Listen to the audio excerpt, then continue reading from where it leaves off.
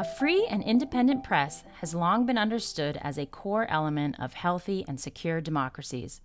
Particularly in the realm of national security and foreign policy, news reporting and investigations are an integral source of information that enables the American public to evaluate the decisions of their elected officials.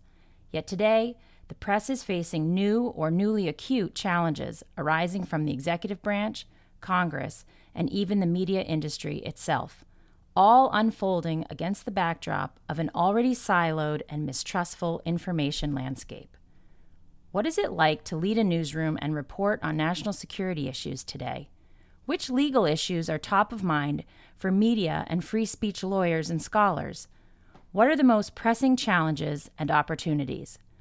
On May 18th, the Reiss Center on Law and Security and Just Security convened a discussion to explore these questions with Beck Hamilton, former foreign correspondent and current professor at American University Washington College of Law, Ben Pauker, editor of the National Security Team at the Washington Post, Missy Ryan, a staff writer focused on national security at The Atlantic, and David McCraw, lead newsroom lawyer and deputy general counsel at the New York Times. This is the Just Security Podcast.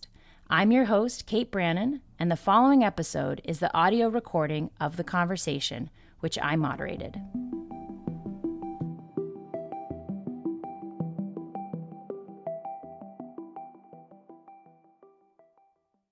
Hello, welcome everyone. I'm Rachel Goldbrenner, the Executive Director of the Reiss Center on Law and Security. Together with Just Security, we're pleased to be convening today's discussion on reporting at a crossroads, national security, democracy, and the challenges to a free press. Thanks for joining us. At the Reiss Center, we produce thinking on the legal, policy, and strategic questions that we think will shape the national security field for years to come. Often that means looking at law and policy around war powers or geopolitical developments or any number of other traditional issues. Today, it brings us to convene a conversation with leading journalists and legal minds on the issue of national security reporting and the free press. Policymaking on national security issues is one of the most consequential functions our government performs. And independent reporting is a crucial element of ensuring that the American public can evaluate those decisions by their elected officials and that we can have debate and new thinking on complex questions. At a time when the media landscape is characterized by many new or newly acute challenges, as so many here and elsewhere have tracked and written about, we're grateful to have this group of frontline experts with us to discuss and reflect on essential questions of this moment and to tell us, what is it like to lead a newsroom and report on national security issues today? Which legal issues are top of mind? What are some of the most pressing challenges and maybe also opportunities in this field? To moderate this conversation, we're truly fortunate to have Kate Brannon with us today. Kate's a non-resident journalism fellow at the Reiss Center and an accomplished foreign policy and national security editor and reporter with experience at outlets such as Foreign Affairs, Just Security, and Politico. It's a privilege to have her rich experience and depth of thinking in our community of experts at the Reiss Center. And with that, Kate, I'll turn it over to you to introduce our speakers and get the conversation started.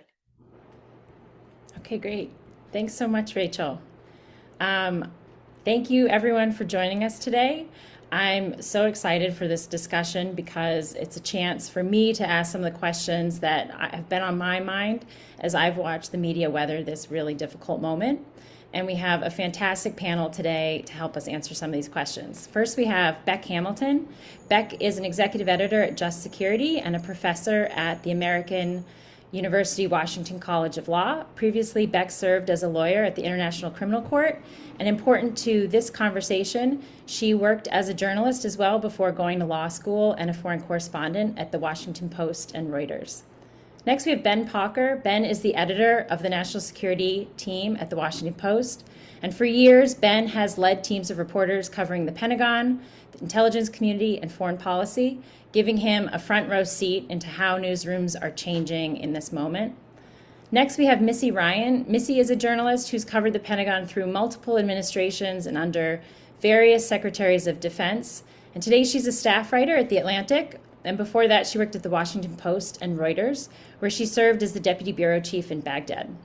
And last but not least, we have David McCraw, the lead newsroom lawyer at the New York Times, where he's also the deputy general counsel. In addition to advising the newsroom on libel issues and other legal matters, David's one of the country's foremost and most prolific FOIA litigators, uncovering documents on everything from drone strikes to Epstein files.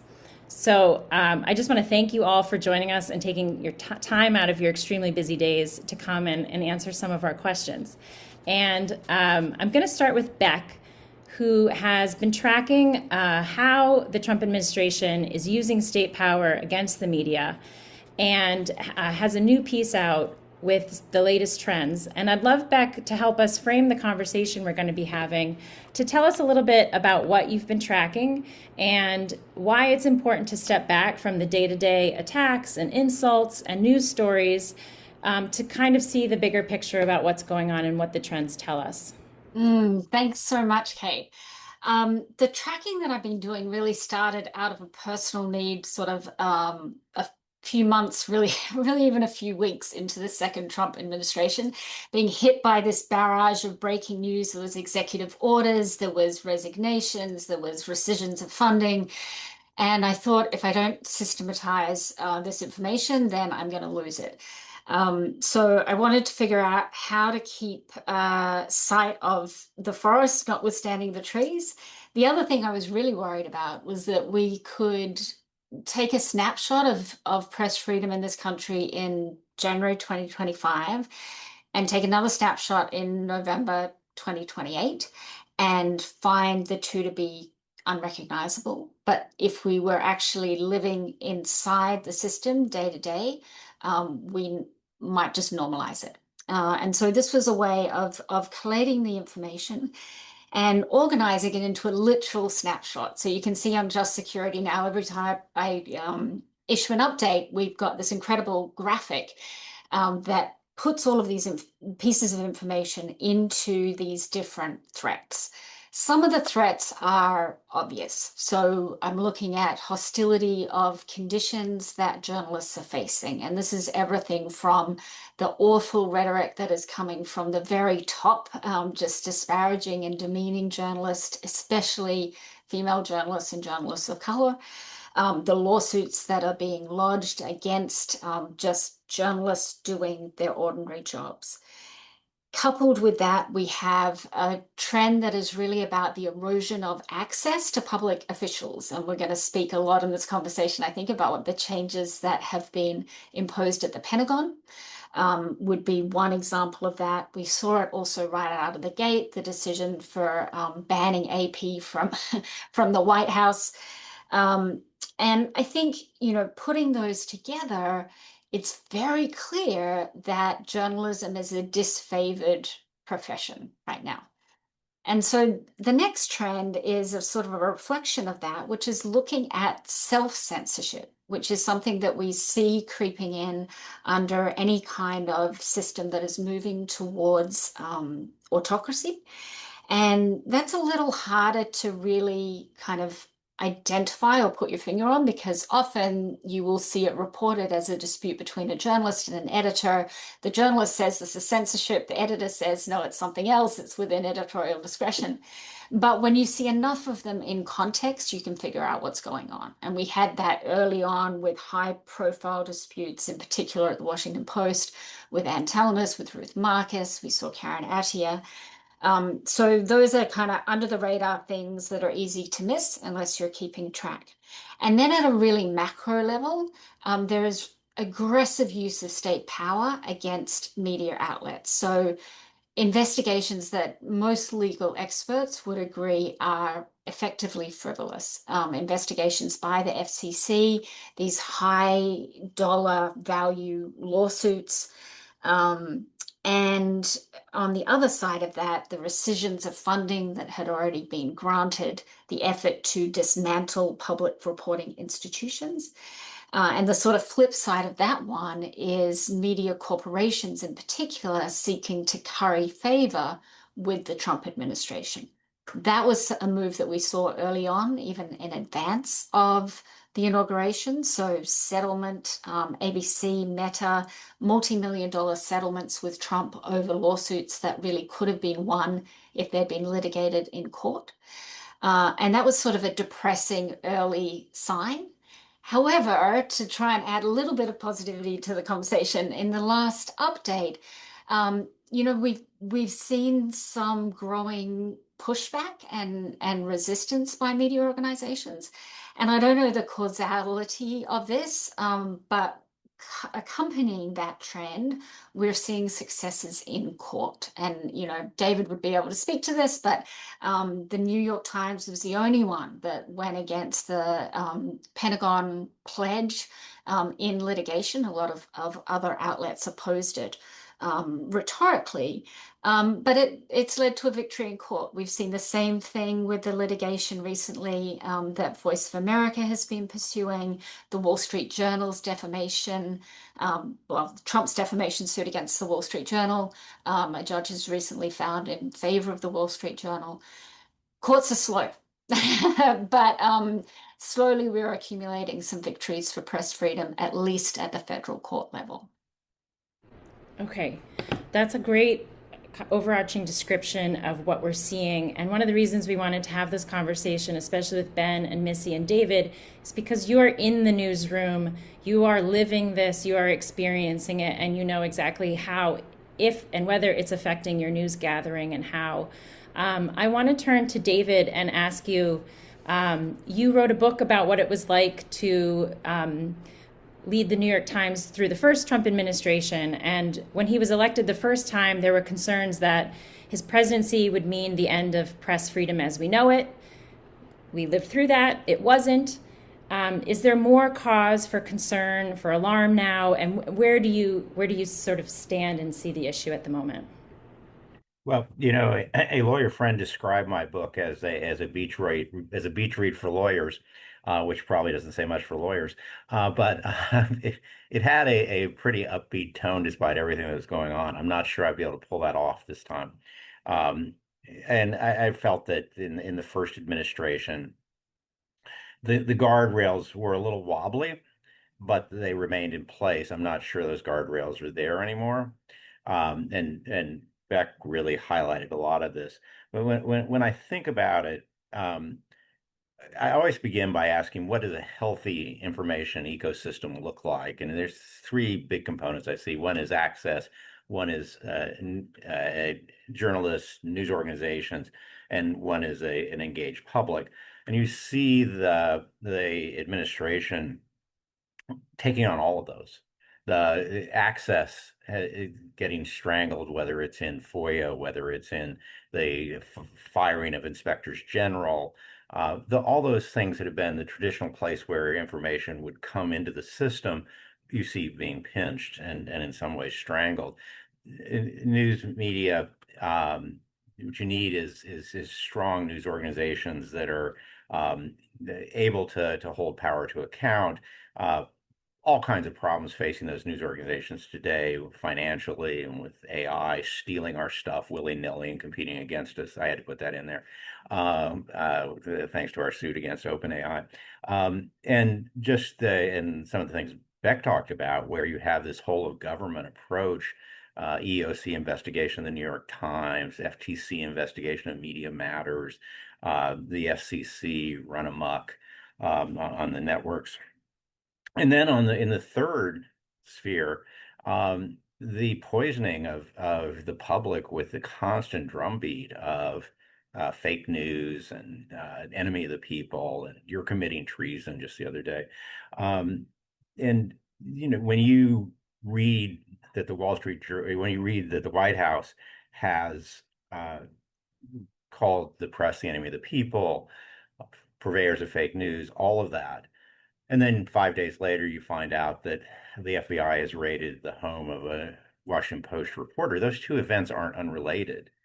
That the more they succeed in delegitimizing the press in the public's mind, the easier it is to do the kind of things that will actually legally harm and otherwise harm news organizations. So I do think the situation has taken much of a turn for the worse. Just to follow up on those three guardrails, or not the guardrails, but these three areas: access, newsroom, and public engagement. Is there one of those three that has changed the most from the first administration to this one, or are they kind of all three being undermined? Well, I think the attack on the news organizations is gone to a different level. Uh-huh. I think the hearts and mind problem was there Yeah. very much so in the first administration.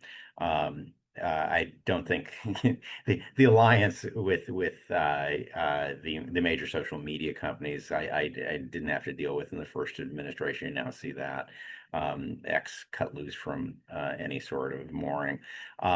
And access to information has obviously been escalated, but I would focus on the middle one.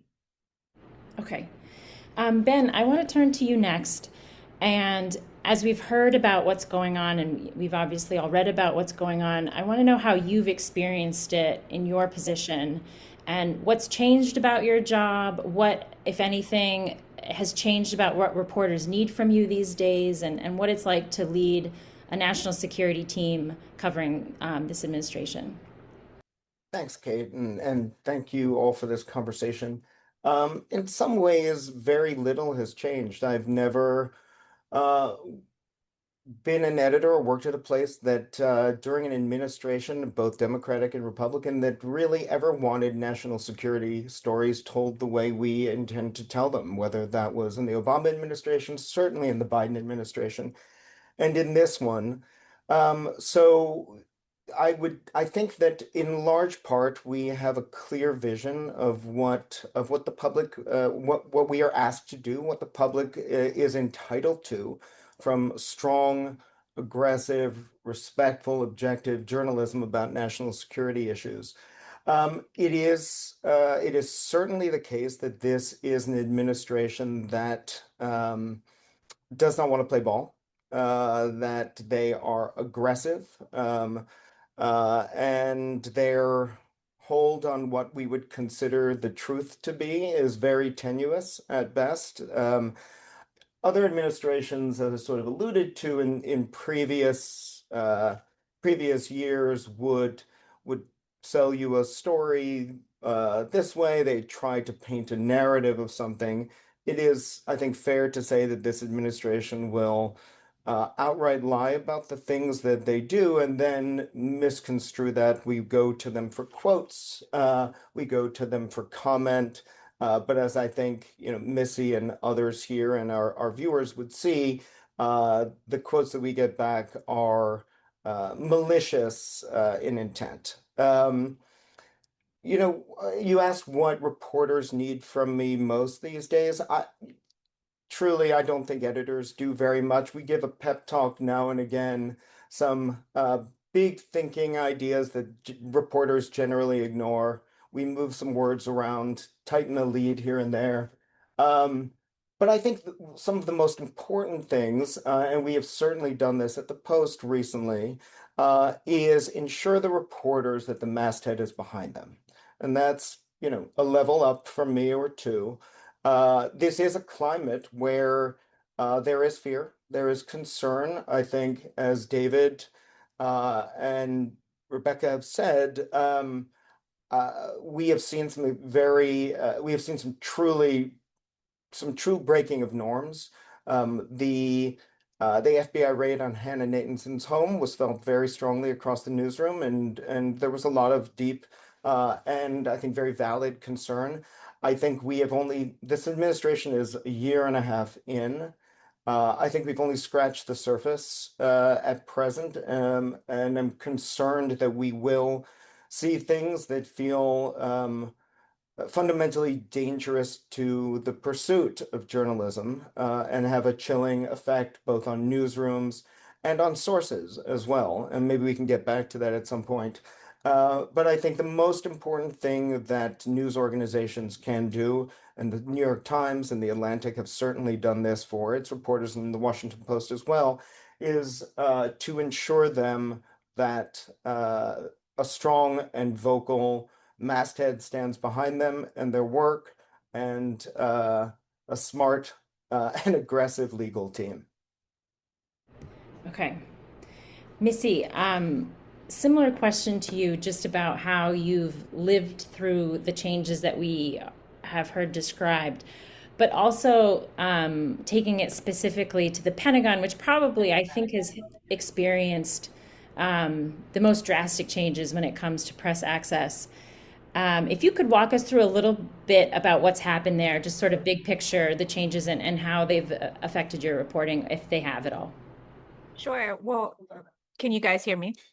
Okay, great. Well, first of all, I want to say thank you to NYU and to Just Security for having me and for really, especially, shining a light on this really important issue and the work that you've done back on trying to, bring together what is this disparate picture of the evolving media situation. It's really valuable. And it's such a good question. The Pentagon does seem like it's ground zero for a lot of the most pernicious trends that we're seeing across the administration in terms of restricting what has been, decades long traditions in terms of media access. So the Atlantic and the Post and most of the mainstream media organizations that covered the Pentagon and had offices there or desks refused to sign a updated media protocol and agreement that the Pentagon under Hegseth put out last fall, and essentially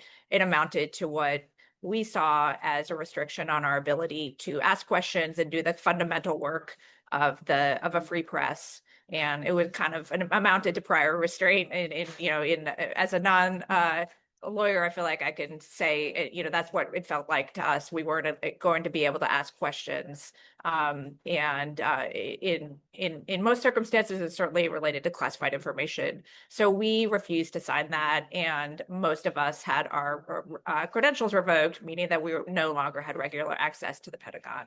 And now that's subject to ongoing litigation led by the New York Times, which is very encouraging to see that there have been 2 decisions in favor of the Times. So that's, we don't really know where that'll land. And my suspicion is that even if there are continued decisions in favor of the media and traditional media access, the Pentagon is going to do its best to make that look different than it did in the past. I think that, a lot of this boils down to Pete Hegseth himself and his longstanding views about the mainstream media. He proudly talked about not being a journalist in his years at Fox. He saw himself as a commentator, as a partisan advocate, and he had a lot of disregard for the traditional media and our kind of normal ways of doing things. So I think a lot of it is led by him.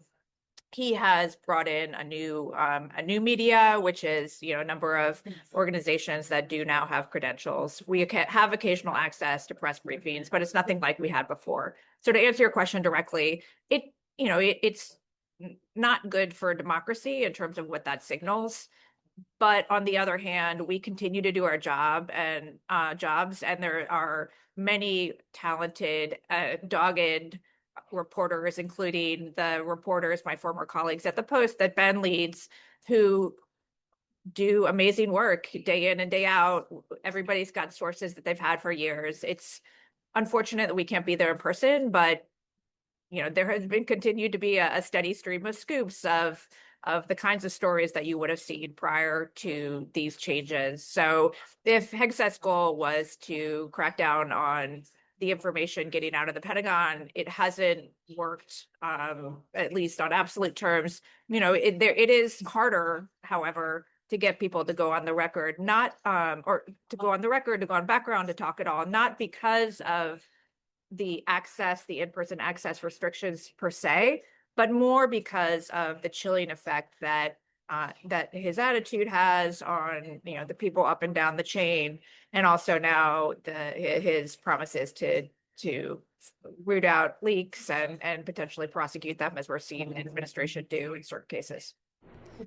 To follow up on the question of the chilling of sources, do you see any difference in the cultures as you report across the military, the intelligence community, the Hill? Is one group more nervous than another? My experience, and I also cover the State Department to the extent that I'm able to make time for that, given everything that's going on at DoD. which we continue to call it DoD, because that remains the statutory name, not the Department of War, is that it's most acute in the Defense Department. And, the IC has always been a really tough nut to crack. But I think the change that I've seen has been most significant in the military just because of the, a relatively open status that there was for many years. I started covering the military in 2008 when I went to work in Iraq, and that there was a tradition of, seeing it as a duty to open up to the American public via the media and, tell people what, their sons and daughters were doing. In military operations, what, the military leaders were doing with American taxpayer dollars. So I think that's been the biggest change. However, there is fear across the State Department and, across the other agencies, just because of, it's not unique to DoD. It's maybe just the biggest change, relatively speaking, I would say. And then a question for you and Ben, maybe, but when it comes to Pentagon press briefings now, there may or may not be a reporter from the Times or the Post or another mainstream outlet in the room.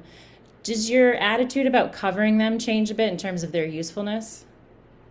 Well, thanks to David and the Times' good legal work, the Post is now occasionally allowed into some of the briefings, most of which have been Hegseth and Kane of late, giving Iran war updates. I think we have the honor of having the last seat in all the rows in a corner, which, ironically, I think our reporters are take as it's a badge of honor in respect.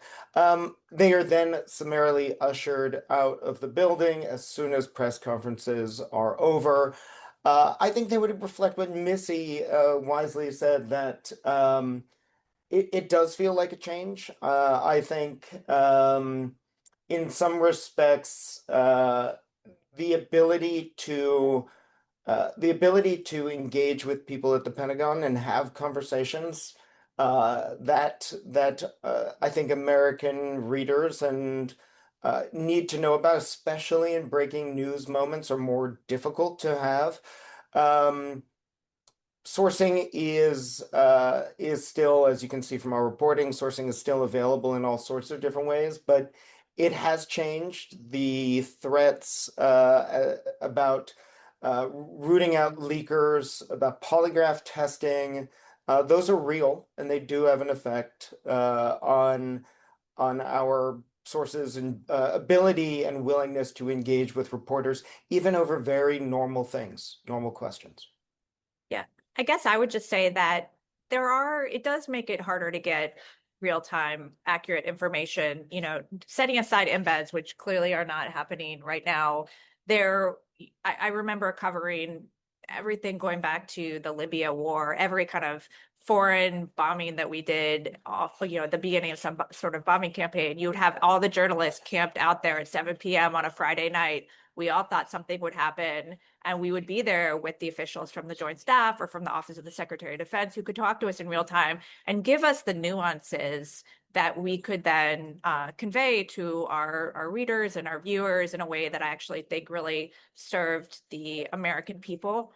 The other significant change that I will say in terms of the impact of the lack of access is just that we don't know the officials who are making the decisions in the same way that we did before. I've covered 10 secretaries of defense. I traveled around with secretaries and chairmen, starting with Robert Gates, and getting those kind of informal times where you're, at the hotel lobby bar or you're on the plane and just chatting, not just with the principal, the decision maker, the general or the secretary, but also their staff. It allows you to get a sense of the person, and then you can bring their background, like their views on things, to a kind of more complete coverage. And Hegseth, only takes a very select group of media with him, and I'm not aware of the Post having gone. The Atlantic certainly hasn't gone, and that just is. And same thing with Dan Kane, the new chairman. Same thing with Brad Cooper, the CENTCOM commander, and really that is a significant impediment in bringing the issues to light and bringing it home in a more human, holistic way. As Ben said, we're only a year and a half in, and we're probably just scratching the surface of what we might see here. But is there anything for David and Beck? Is there anything that you thought might come to pass that hasn't, whether it's libel cases or things like that? And then to follow up from that, where do you see the trends going, just looking a little bit down the road? David, if you want to start us. Yeah. So many bad things have happened. It's hard to pick out which bad one hasn't. Um, in some ways, and this is underscores what Missy and Ben have said. Reporting has gone on.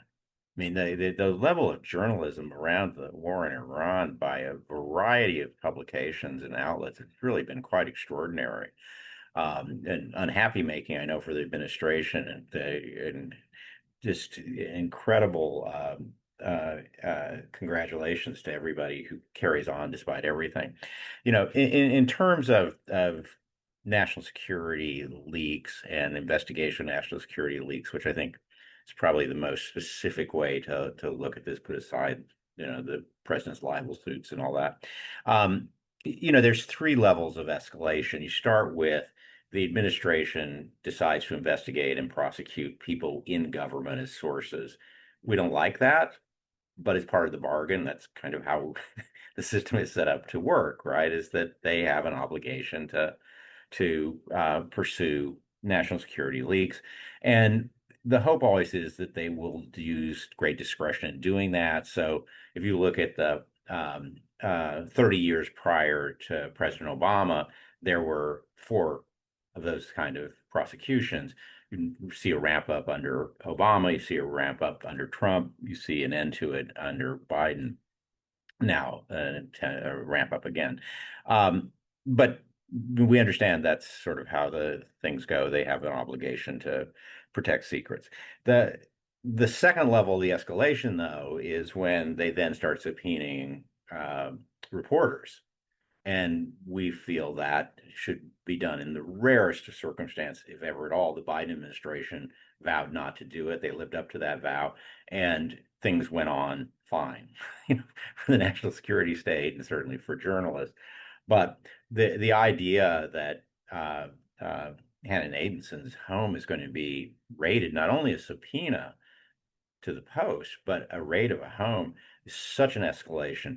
The Justice Department for decades has taken the position that in a leak investigation, they would seek information from the reporter only as a last resort. And it was clear that in the Post case, it was a first resort. They actually had already found the person they were looking for to charge with leaking, and they still engaged in that. Quite extraordinary. And then the third level, which we haven't seen, and so if you're really looking for that bad thing, is will they prosecute a journalist under the national security laws? We've seen that with Julian Assange, but nobody but Julian Assange. The DOJ at the time, said that Julian was different from journalists. I'm never quite sure how they made that distinction, since he was in fact charged with receiving and publishing national security information, which is what we all do. But that's really the next tier, is if you see not merely attempting to make journalists into witnesses, but to make them suspects and defendants in criminal cases. Okay. Well, I would agree. I would agree with David that there's been so much that's awful. It's hard to think what one might have imagined that would have been worse, and I think it is the direct prosecutions of journalists. But I also think it's really important to point out that what we've already seen has had its greatest impact so far, I think, on within the profession of journalists, those that are already the most marginalized and vulnerable. So I think it was Ben said something really important about knowing that you have your masthead behind you. But what about the journalists out there that don't have a big masthead behind them to start with? And, in any situation, and this is to thinking about the fact that we've still got years and years to go of this administration, you do see the most vulnerable in any group picked up first. So Mario Guevara deported after doing reporting on ICE raids, Stephanie Rodriguez detained after doing reporting on ICE raids, and they don't have a big masthead behind them to support them. Don Lemon, Georgia Fort, same kind of situation, arrested for just doing their jobs without having a media organization with resources to back them up. So this picking off of the most vulnerable. And somebody maybe on this call can confirm the reporting about the FBI investigating Sarah Fitzpatrick for her reporting on FBI Director Kash Patel. That's more in that trend that we've been seeing of these FBI investigations of journalists. And so, in terms of going forward, I think recognizing that this is a time-worn strategy. You pick off the most sort of vulnerable pieces of the system and do a divide and conquer. And what I would love to see that we've seen little glimmers of, but really not as much as I was hoping, is a sort of collective action mentality across media outlets. We saw it with the refusals to sign the so-called Pentagon pledge that Missy was talking about. But I think there is power in numbers, and particularly when so many of these actions are really they're legally dubious in their foundations, and they're winnable in court. And so to just have single organizations rolling over in response to them is really, really troubling, both in terms of the individual case itself, but also the message that it sends. Back to this conversation about the chilling effects. That's why the collective action piece of this, I think, is really important, and that I think is going to become more important if we're going to survive through the remainder of this term. David, to stay with you and this question of collective action, do you feel like the Times has fewer compatriots these days in the fight to protect press freedom as there's more media consolidation and alignment with the administration? How does it feel? How many friends do you have in the fight? We have lots of friends. Do they show up to our parties? That's the question. The Look, this is always a hard thing. I take Beck's point, but this is a hard thing. We are competitors. That and the public benefits from the fact that we compete against each other. So it's with caution that we take collective action. The other thing is that when we take collective action, there is we sort of contribute to this narrative of us versus them, that the press is all lined up against President Trump. We are adversarial to every government, not just to President Trump. We're adversarial to every government. That's an important part of how journalism works. So it's never that easy for us, but there are ways that we've traditionally done that with the amicus briefs, with joint action for access to documents in courts and the like. And I think now there is greater reluctance. I'm going to admit that from among many of our peers, those that are in regulated industries, broadcasting, I think are concerned about the very thing that Ben raised, which is their management standing behind them? I think the whatever a masthead is at a broadcast company, that they probably have support at that level, but that is their company going to stand behind them on these things?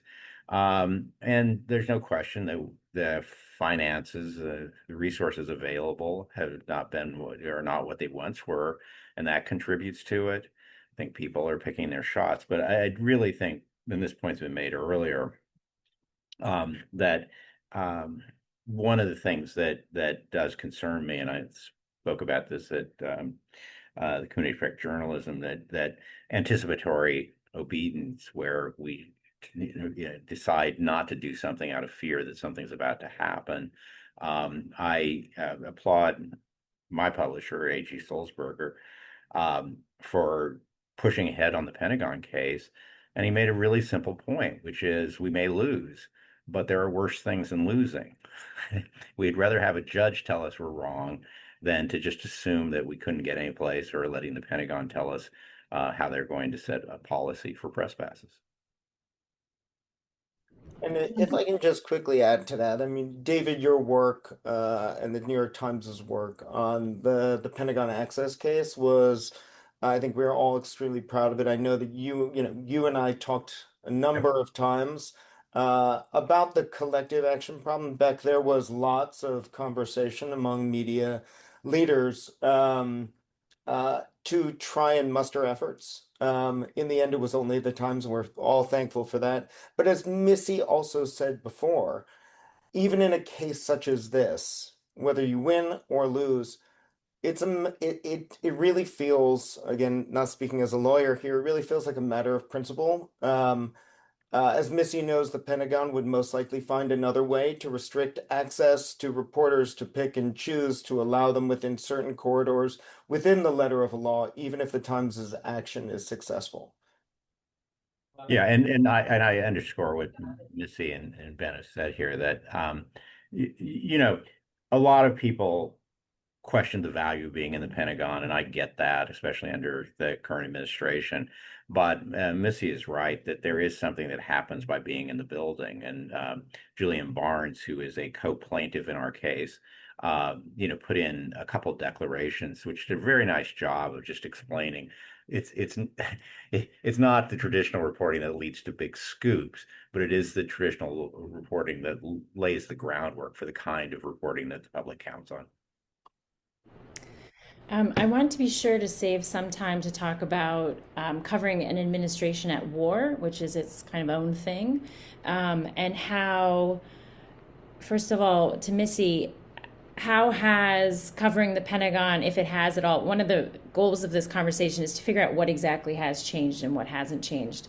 Has covering the Pentagon changed? Has it become more restrictive, even more restrictive since the war with Iran started? And if you could compare what it's like to cover the Trump administration at war with what it was like to cover the Bush administration or the first Trump administration, kind of what's different? What are you used to getting that you're not getting outside of the Pentagon access? Talk us through a little bit about what that's been like. Sure. So there have been a lot of different iterations of this American media, or the media generally, covering American conflicts since, in the post 9/11 era. And, the kind of large scale embedded reporting that occurred after the 2003 invasion and then after Iraq really was not replicated during the smaller counterinsurgent conflicts that followed that, everything US involvement in some of the Arab Spring conflicts, the ISIS conflict, and that is, I think, largely because the nature of the American military involvement was so different. That said, the military did make an effort to provide some level of access in terms of, occasionally letting US reporters go out to a ship in the Mediterranean that was part of the US operations on against Gaddafi, or going out to bases in Syria occasionally in a much more limited way. However, that was still valuable access. It's not happening now at all that I'm aware of. And that just kind of narrows the aperture, the visibility that Americans have about what is happening in their name in this war that, again, we also know had very little prior debate, prior discussion on a national level. So I think that really deprives people from understanding what the troops are feeling, what they're experiencing. And that's relevant as we've seen military casualties occur in places like Kuwait and Saudi Arabia. People weren't necessarily even aware that American forces were at an air base in Saudi Arabia or this port facility in Kuwait. And I think that's all to the detriment of the way that we understand this. There also hasn't been, the same kind of visibility on daily operational issues from US Central Command. That is a function of the commands, even if they're even if they're more inclined to share information, and I think they are. These are the military, as everybody here knows, has this massive public affairs apparatus, hundreds and hundreds of people, most of whom came up during a more transparent era. They actually want to get the military story out. However, they're really scared now, and they are, it's a very top-down controlled situation, and they're afraid of making a mistake. They're afraid of being fired. This is an administration that won't hesitate to take retaliation against people who misstep, especially if it's perceived to be in favor of political enemies, and the media is included in that bucket. Okay. And Ben, I wanted to ask you, the Post recently had a story about Iranian airstrikes and how they'd caused far more damage at U.S. military sites across the Middle East than the Pentagon had previously acknowledged. Is that level of secrecy normal in your experience with an administration sort of talking about what's going on in theater? And how has the Pentagon reacted to that story? And if at all, was there back and forth that you can talk about in the run up to it? I mean, there's always back and forth with a story like that. I think this is, perhaps some of the listeners saw this. This was a story that we did in conjunction with another team where we employed some of the great visual forensic journalists here at the Post, and really set a broad aperture at looking at Iranian strikes from missiles and drones that had pierced the defenses of U.S. bases across the region. Um, we certainly engaged the Pentagon and the White House and other and CENTCOM and different commands, as we always do for a story like this. But what Missy said is very accurate, that they have a narrative that comes very much from the top down at the Pentagon about a story they want to tell about the Iran war, which is that it may not even be a war. We've already won it. That any questioning about whether or not it has been successful is unpatriotic, if not traitorous. I think our reporters, and I would imagine Missy, and certainly people at the Atlantic and the Times would feel the same way.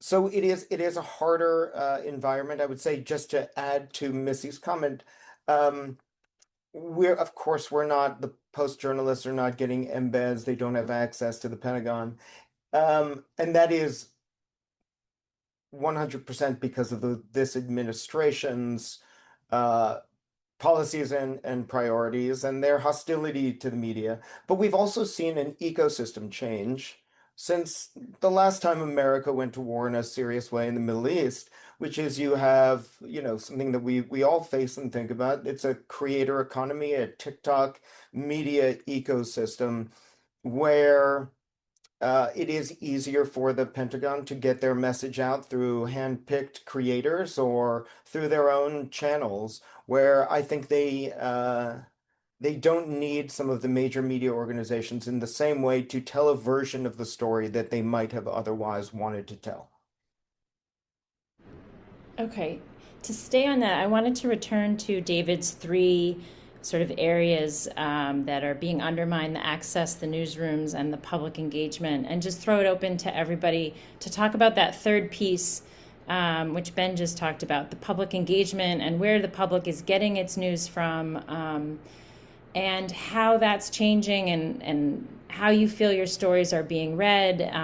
Do they feel like they have the same impact that they used to? Do you use the same channels to sort of promote them? How is that piece of it changing just from your sort of foxhole? I mean, I'm old, and we still do the things the same way. No, truly, the engagement that we get on our stories is very high. I think they do crack through. I am not addicted to the sort of internal newsroom metrics that people check, Chartbeat, things like that. They can have a temporary sort of ameliorative impact.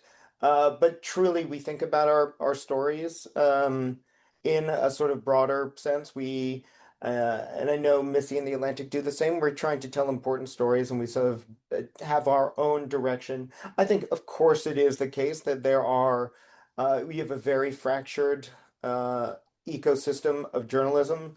But and again, this is maybe my sort of age and speaking, I do think organizations like the Times and the Post and the Atlantic and our other competitors, even in a very complicated media ecosystem, are fundamentally important to journalism, to the narrative, to the democracy.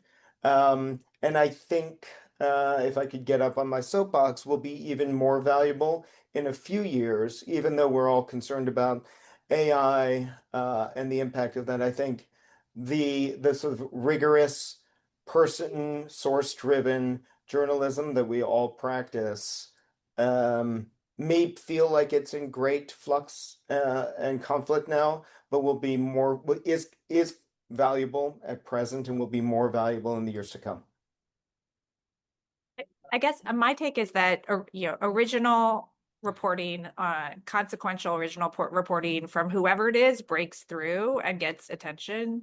However, the response that I see from the public on social media and elsewhere really is polarized. And I think it's informed by this trust deficit that has been created for many reasons, but encouraged for sure by this administration, trashing the credibility of the media and denying confirmable, verifiable information. So there's a trust deficit for many reasons on both sides, but I do see that contributing to what happens to these stories once they get out in the world. Anyone else on that one? Well, then I'm going to zoom out for the time that we have left. We focused, on what it's like to report in Washington and what it's like to report at the Pentagon. But I'm curious from everyone what you're hearing from your colleagues who are working overseas. What is changing when it comes to press freedom overseas and just security of your journalists who are working overseas?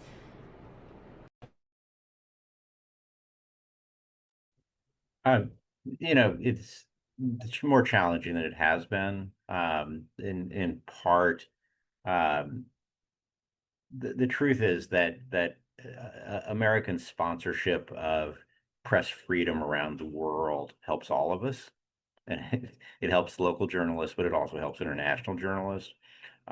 We had a local journalist who was working with one of our teams in Zimbabwe during the Biden administration. He was arrested on trumped up charges, and I was trying to get the embassy in Zimbabwe interested in the case. Didn't hear back from them. By the time I woke up the next morning, they'd already gone on Twitter attacking the Zimbabwean government for what they were doing and beating the drum for press freedom. They didn't need me to tell them to do that. They thought that was part of what their mission was. And, you see that in the first Trump administration, when the term fake news becomes currency, that around the world, countries pass fake news laws, Singapore, Indonesia, everywhere. And those are not rooting out fake news. Those are rooting out news that the administrations of those countries don't want. So I think that's difficult. The security situation remains, troubling as well. I think all of the news organizations have gotten more sophisticated about providing security in difficult places.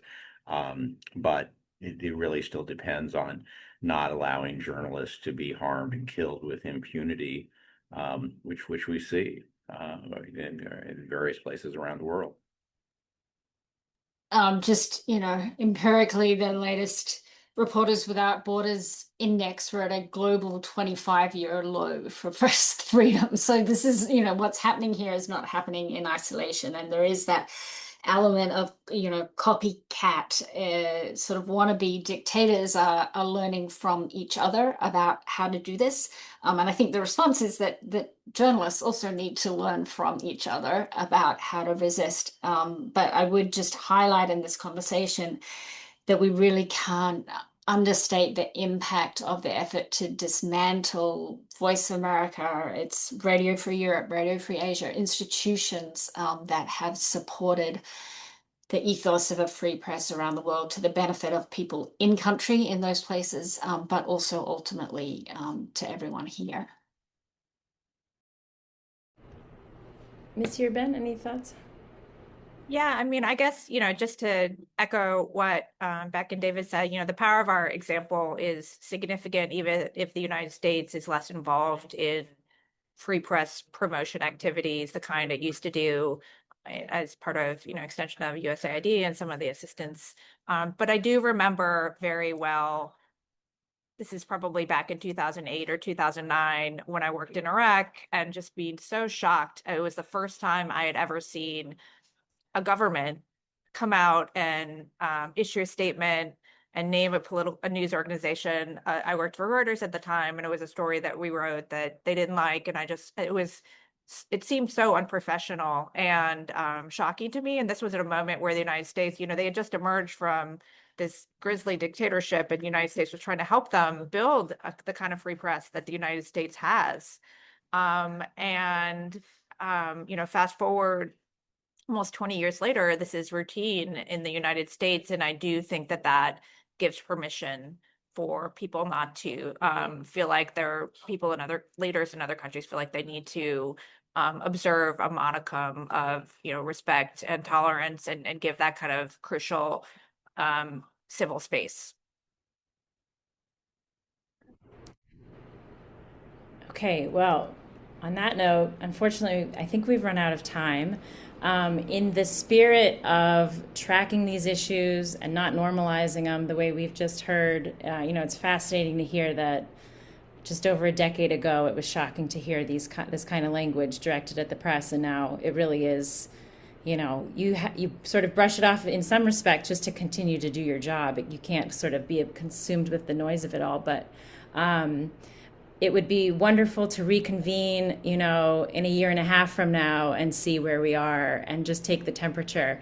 So I want to thank our panelists so much for doing this. This has been really helpful. And thank our audience for joining us, and also our host, the Reiss Center and Just Security, for hosting the conversation. Thanks, everybody.